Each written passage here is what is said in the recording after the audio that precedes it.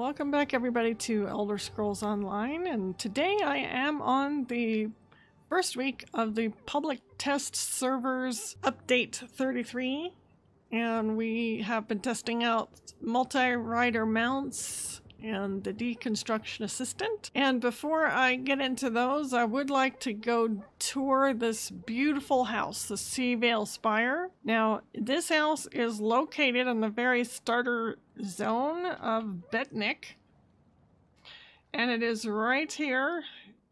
You'll see this is the way to get to everywhere else in Tamriel, but this is more or less a starter zone, and this house is located right here at the harbor. I have created my own version of a Malmer here to take us on a tour of the Seaveil Spire house. And after that, we'll just take a brief look at the multi-rider mounts and the Deconstruction Assistant. And that will be it for week 1 of the PTS for update 33. So let's get started. So when you get off the boat, you're clearly out in the middle of the ocean. You really can't see very far around here, and it looks like a lot of coral reefs and rocks coming up out from the ocean.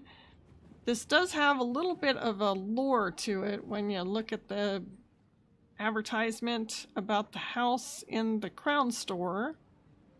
Early in the First Era, a pious tribe of Meads followed the tower's guidance to an undersea anomaly, where they built a submerged sanctuary.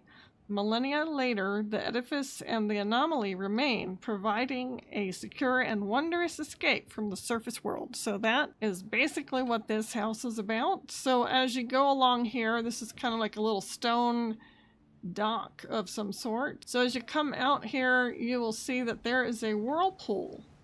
Now, I did try to run around, maybe not run around, but I swam around the outside here, so there is going to be plenty of spaces apparently to build. So you can go swimming all around here, and usually this is pretty deep water, and I'm kind of used to slaughterfish catching me when I go out too deep, but you can swim quite a ways around here. You can swim around this ruin here.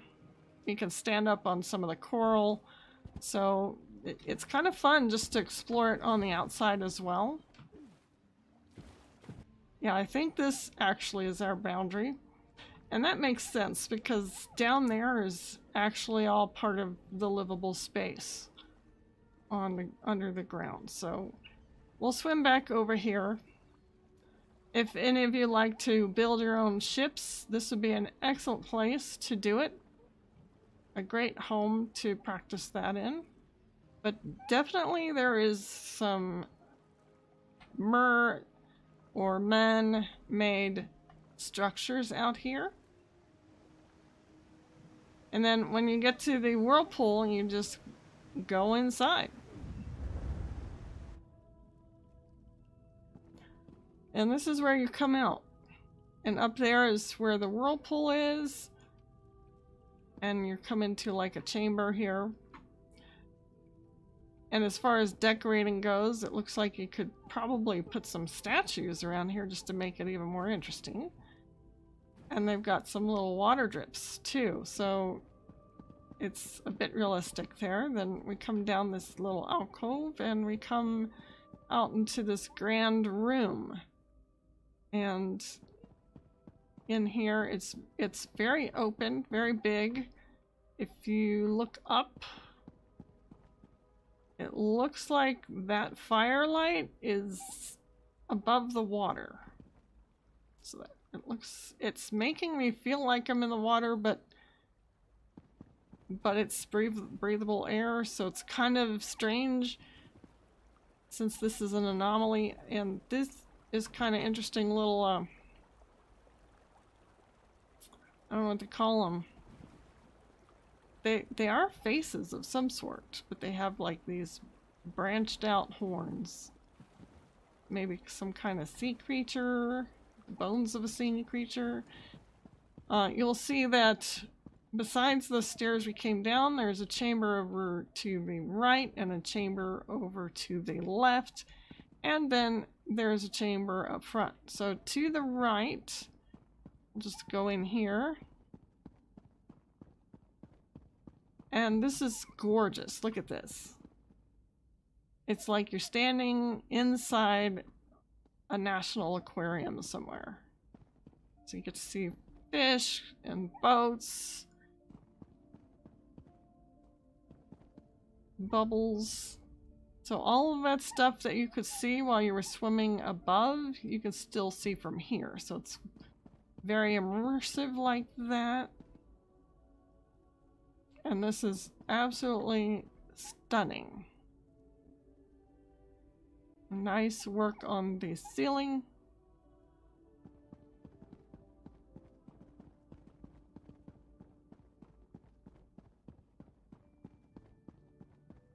And then we'll go ahead and go over to the left-hand area.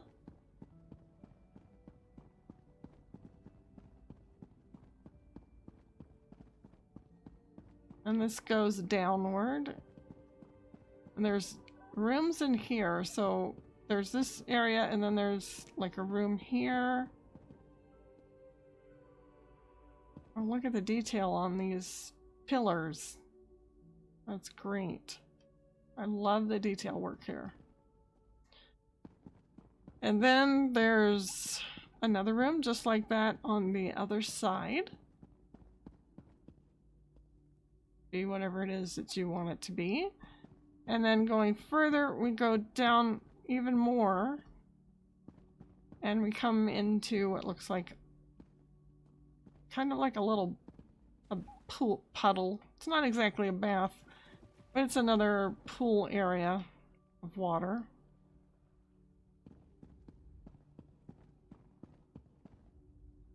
So, yeah, I'm really liking this. Now, we're going to go out into this room, which is astounding. This is just fantastic. Now, this is where you can really see what the anomaly is. It looks like it's an air bubble under the water. That's how we can survive here. And so it really looks like you're out here with the fish. I mean, it would be nice if there was fish going through here, but I guess there's no fish. They kind of explain fish. They have these little things, but you know, it's kind of funny because you walk on the water.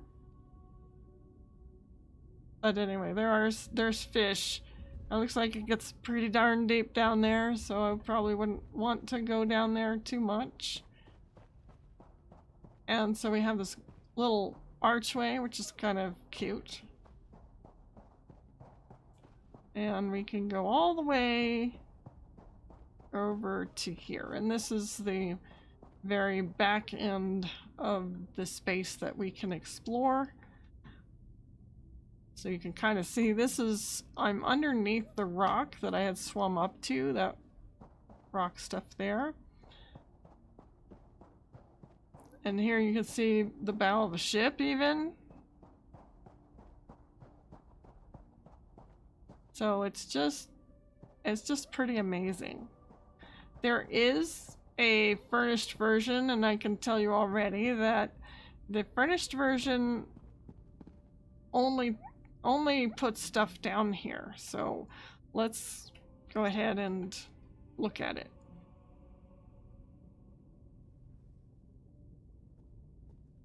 Now nothing gets put in here. Literally nothing. This is just open space for us to either explore or just add more sea stuff to. We could probably purchase it and buy more coral and other things that would fit down here. But with the furnishing, we get some more decor. But here we get more lighting, little boxes and treasures, some grass mats and stuff. So they do add benches in here.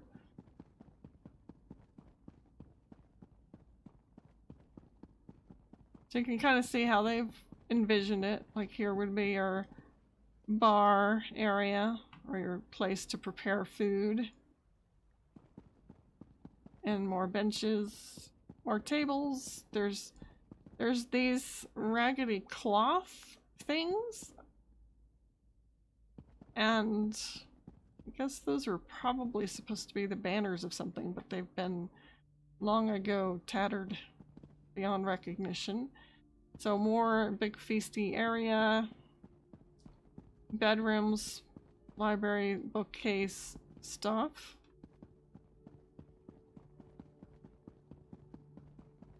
And then over here is more of the same, books, tables, chairs. And then down here, they've added more books and tables. So there's a lot of, and I believe this is maybe a new style too on the tables. So we'll go up here and see what they did with this room. So in here they kind of made this a study. I would think this would be a great spot to put in a bedroom. Wouldn't it be a beautiful spot to have to sleep with all this beauty around you? I can see a lot more loungy stuff going on. So as far as it sits now, I am not terribly impressed with the furnishing. You get lots of tables and chairs and a couple of old looking benches that have sort of a sea serpenty armrest on them, but you know, nothing too spectacular as far as the furnishings go.